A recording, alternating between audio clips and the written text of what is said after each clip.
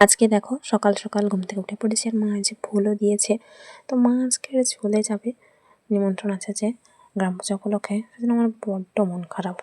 মা যে রেডি হয়ে গেছে আর বাবা কথা বলছিল একজন ঠাকুমার সাথে, সেটা আমি দেখছিলাম। তারপর মা যে বেরোচ্ছে, সাথে সাথে গেলাম একটু বাইরে অব্দি।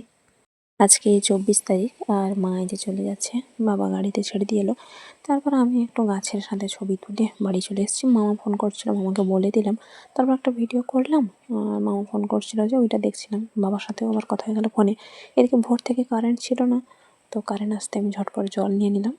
আর এই যে মাখামালু নিয়ে গেছে, কিছুটা অংশ রেখে গেছে। স্যারকে ফোন করে জানলাম ক্লাস হবে না, তো কলটা ঘুরিয়ে দিলাম। এদিকে একটা মাছরাঙা পাখি বসে আছে, দেখছিলাম তাকে। তারপর ঘরে এসে বিস্কিট বের করে খেয়ে নিলাম, কারেন্ট তো নেই, চলে গেছে আবার। তারপর ঝটপট মুড়ি খেয়ে নিলাম। আর মা এই যে জল ভরে রেখে গেছিলো যদি আমার ক্লাস হয় সেই জন্য, সেটা দেখছিলাম আর একটু ভিডিও করলাম। বাবার সাথে আবার কথা বলে নিলাম, ক্লাস হবে না সেটাও জানিয়ে দিলাম। এদিকে মার পোশাক আশাক মেলা আছে, অল্প অল্প বৃষ্টি পড়ছে দেখে সমস্ত তুলে নিলাম। সময় মতো ওষুধটা খেয়ে নিলাম। আর মা একটা সবেদা রেখে গেছিলো, সেটাও খেয়ে নিয়েছি। এদিকে আকাশটা আরও অন্ধকার হয়ে এসছে। বারান্দায় পোশাক আশাকগুলো সমস্ত কিছু নিয়ে এসে দিয়ে দিলাম। আর ঘাটের দিকে দেখছিলাম জল পড়ছে, সেই জন্য বাবার সাথে আবার কথা বলে নিলাম। বাবা বাড়ি আসছে, তো বাবা চলেও এসছে। আর এদিকে দেখো বৃষ্টিও চলে এসছে। কীরকম অবস্থা দেখেছো? ভালো লাগছে না, বাড়িটার অবস্থা এরকম। মন চাইলো যে একটু মার সাথে কথা বলতে পারলে ভালো হতো, কিন্তু মা তো মোবাইল নিয়ে যায়নি। আমার ছোটো ফোনে তেমন চার্জ হয়নি, বন্ধ হয়ে আছে, এমনি গেছে, সেই জন্য চিন্তা হচ্ছিলো।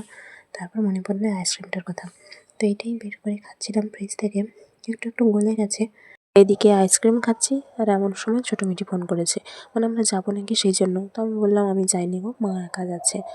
যাই হোক, এদিকে বাড়িটার অবস্থা দেখছি যে কাঁধ ভিজে যাচ্ছে, ভিজে সেদিকে জল পড়ছে, নরম মাটি পড়ছে। ওখানে দেখো একটা মাছরাঙা পাখিও বসে আছে। যাই হোক, তো এই অংশগুলো দেখছিলাম। বাবা বাজার থেকে এসে কী সব হিসাব লিখতে বসেছে। আমি দুটো চকলেট বের করলাম, একটা আমি খেলাম, একটা বাবাকে দিলাম। এদিকে বাবা রুটিও এনেছে, বললাম আজ আর খাবো না, থাক। আর পাখিগুলো কয়েকটা যে মুড়ি পড়েছে ওগুলো খাচ্ছে, বাবা চাল দিয়ে রাখলো। আর এই পেস্ট্রিটা গতকাল সন্ধ্যাবেলা মা যে বেরিয়েছিল কিনে এনেছিল, এতে ক্রিম দেওয়া নেই, তো ওটা ঠাকুরের কাছে দিয়ে তারপর আমি বাবা খেয়ে নিলাম। বাবা একটু বাগানের দিকে গেল, পাখিগুলো তো ঘুরঘুর করছে, তাদের বাড়িতে জল নিতে এসছে। তো এখানে আমি চালটা দেখছিলাম। পরে এখানে আলুটা চার্জে দিয়ে তারপর জল মেপে দিয়ে দিলাম হাঁড়িতে, ভাত বসিয়ে দিয়েছি। করার ক্ষেত্রে কোনো অসুবিধা নেই, শুধু ওই ফ্যানটা গড়ানোর ক্ষেত্রে অসুবিধা হয়, বাবাকে দরকার যাকে, তো সেটাই দেখছিলাম। পরে স্নান করে এসে ফুল তুলে নিয়ে এলাম। আর বাবা এখানে বাকি যেটুকু কাজ আছে সেটুকু করছে। যাই হোক, মানে ভাতের যে ফ্যান গড়ানো ওই যে ব্যাপারটা, ওইটা বাবা করছে। আর কয়েকটা তরকারি যে মা রান্না করে রেখে গেছি, সেইটা শুধু গরম করে নিতে হবে। আজকের দুপুরের বেলা কিংবা রাতের বেলা কোনো কিছু রান্না করতে হবে না কষ্ট করে। কিন্তু বিষয় হচ্ছে বাবা এমন জল দিয়েছে আর ভাত এত নরম রেখে দিয়েছে, খেতেই পারবো না। মামাকে ফোন করে কথা বললাম, মা এখনও পৌঁছায়নি। তো আমি ফুল তো দিয়ে দিয়েছি, বাবার জন্য কয়েকটা ফুল রেখেছি, বাবা পরে দেবে বলে। আমি শুধু ভাবছি আজকের ভাতটা খাবো কীরকম, কারণ ফ্যান ভালো করে গড়ানো হয়নি সেজন্য।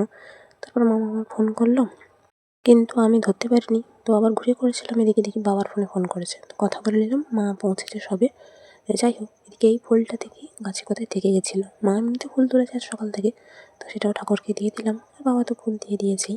তারপর সমস্ত কিছু বেরিয়ে দিতে বাবাও বসে পড়েছে খেতে, আর আমিও বসে পড়েছি। ওদিকে তাদের বাড়িতে ভাত দিয়েছে, কোথায় কে জানে। ডাব ছিল যে 3টে, কেটে দেখলাম কোনো একটাই ভালো নেই।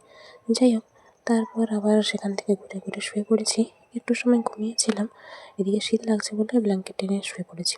সন্ধ্যাবেলা আবার এই যে চাল ধুয়ে রাখলাম, আর সময় মতো সন্ধ্যাও দিয়ে দিলাম। পুরো মা যেরকম যেরকম যা যা করে সমস্ত কিছু। আর এখানে পোশাক আশাক মেলা আছে ছাদে, তো আজকে ধুনো দিতে হবে, ধুনোও দিয়ে দিয়েছি। এমন ধুনো দিয়েছি চারদিকে দেখো কি সুন্দর অন্ধকার হয়ে আছে। আর এই ফুলটা আমি রেখেছিলাম, ফুল ফেলানোর সময় ফেলাইনি আজকে, ভালো লেগেছিলো। আর কড়িগুলো বাবা তুলে এনেছে পরে। যাই হোক, তো এদিকে চালটাও দেখছিলাম ঠিকঠাক আছে নাকি। আর চায়ের জন্য জল মেপে রেখে তাতে চিনিও দিয়ে দিলাম। আর এখানে চাল হবে বলে সেটাও জল দিয়ে রেখেছি। বাবা বসেছে এখানে, হেলমেটটা ভেজা বলে এক জায়গায় রাখা আছে। এদিকে মিঠির ফোনে ফোন করেছিল মা, আবার কথা বলে নিলাম। আমি ভুলে মুড়ি বেড়ে ফেলেছিলাম। যাই হোক, ওইটা ভিজে বাটিতে অল্প অল্প আছে, ওটা থাকুক। আর রুটি তো খাওয়া হবে। আঙ্গুর নিয়েছি অল্প কিছু, বেশি আর নেওয়া হয়নি আজকের। তারপর আর কি এগুলো সবই খেয়ে নিলাম। চার আজকের জ্বর একটু বেশি হয়ে গেছে, একটা বড় গ্লাসে আর একটা মোটামুটি মাঝারি গ্লাসে। তারপর বাবা তো বাজার চলে গেল, তো আমি দরজা লাগিয়ে দিয়ে এসে ঘরে পড়ছিলাম আর পুতুলের সাথে আমি ছবিও তুলছিলাম। সময় করে পরপর দুটো ওষুধও খেয়ে নিলাম। তারপর মনে হলো চাঁদের একটু ছবি তুলে যাই, যদিও চাঁদ ছিল নাকি জানতাম না। তো আছে দেখে সুন্দর করে একটু ছবি তুলে নিলাম। তারপর আবার ঘরে গিয়ে পড়ছিলাম। এদিকে পড়তে, পড়তে আবার শুয়ে পড়েছিলাম। তো মিঠি ফোন করছিল, কেটে গেছে একবার ধরতে, ধরতে। পরের বারে ধরে কথা বললাম আমার সাথে, মিঠির সাথে। শুয়ে, শুয়ে কথা হচ্ছে। এদিকে বাবাও একটু পরে ফোন করেছে। বাবা বাড়ি আসছে। তো ভাতটা বসিয়ে দিতে বলছে। এলে গড়িয়ে নেবে। তারপর বাবা এসেছে, আবার ফোন করে জানালো। আমি দরজা খুলে দিয়ে এলাম।